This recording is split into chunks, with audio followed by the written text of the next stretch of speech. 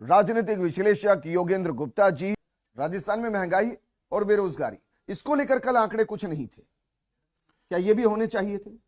देखिए विजेंद्र जी, जहां तक आंकड़ों का सवाल है, और पिछले कुछ समय से आप देख रहे हैं कि जो मुख्यमंत्री अशोक गहलोत हैं वो आंकड़ों को लेकर के और सत्ता को रिपीट होने को लेकर थोड़े से आक्रामक है। आपको उसका राजनीतिक गणित समझना चाहिए।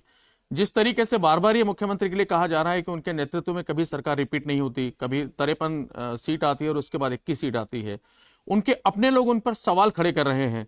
तो ऐसे में अशोक गहलोत इस समय कर ये रहे हैं कि वो आक्रामक तरीके से आंकड़ों को पेश करते हुए बता रहे हैं कि जो मेरा शासन, वो भारतीय जनता पार्टी की जो पिछला शासन था उससे कई गुना ज्यादा बेहतर है, और ये हमारी सरकार को रिपीट होना चाहिए। वो वैसे भी टारगेट कर चुके हैं ये कहते हुए कि जब मैं प्रदेश अध्यक्ष था तो 154 भी आई थी, 156 सीट उन्होंने कहा, 156 सीटें आई। और उसके बाद डोटासरा ने कहा कि हम 200 सीट का टारगेट कर रहे हैं, 200 सीट लेके आएंगे, मतलब बाकी भारतीय जनता पार्टी को जीरो कर देंगे जी। लेकिन यहां भारतीय जनता पार्टी की समस्या क्या है कि भारतीय जनता पार्टी में आंतरिक विरोध इतना ज्यादा है आपस के अंदर कि उन आंकड़ों को लेकर के जिस पुरजोर तरीके से, अगर उनको लगता है कि आंकड़े गलत हैं, तो उन आंकड़ों को लेकर जिस पुरजोर तरीके से उनको काउंटर करना चाहिए, काउंटर हो नहीं रहा है जी।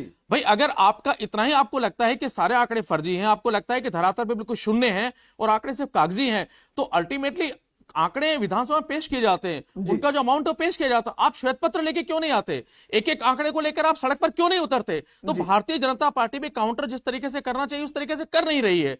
तो उनको देखिए, चुनावी वर्ष है, निस्संदेह अशोक गहलोत को अपना अधिकार है, वो अधिकार है, अपना उस अधिकार का उपयोग कर रहे हैं और आंकड़े पेश कर रहे हैं। भारतीय जनता पार्टी की ड्यूटी ये बनती है कि बजाय सिर्फ टीवी चैनल पे बहस के, ये विरोध करने के, अगर उनको लगता है कि वाकई में ये है तो उनको जनता के बीच जाना चाहिए, आंकड़े पेश करना चाहिए और आवाज को उठाना चाहिए। पूछिए भाई, ये अच्छा होता है कि जो भी आंकड़े, चाहे वो बीजेपी या कांग्रेस है, जो अपने हित के हैं वो सब पब्लिक डोमेन में होंगे। लेकिन आपने जो पॉइंट उठाया वाकई में महत्वपूर्ण, मैं इसको बाकायदा विधानसभा की कार्रवाई के हिसाब से आपसे समझना चाहता हूं। क्या ये मैंडेटरी है कि अगर अभिभाषण पर मुख्यमंत्री कुछ कह रहे हैं तो उसका जवाब विधानसभा के अंदर ही दिया जाएगा, बीजेपी बाहर जवाब नहीं दे सकती? देखिए विजेंद्र जी, भारतीय जनता पार्टी मुख्य विपक्षी दल है और भारतीय जनता पार्टी ने 4 साल में कितना विपक्षी दल का दायित्व निभाया, उनसे पूछना चाहिए।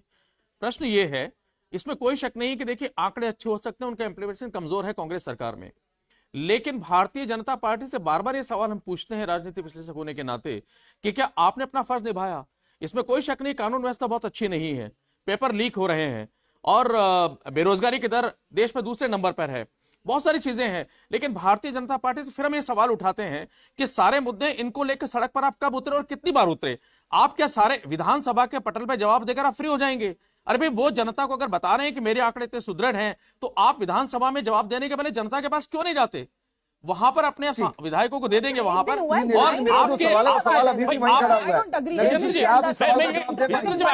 आखिरी बात कह रहा हूं, मैं बार बार ये कह रहा हूं आपसे, अगर आपको लगता है बेरोजगारी इतनी दर है तो फिर आप बेरोजगारों को लेकर कितनी बार सड़क पर निकले?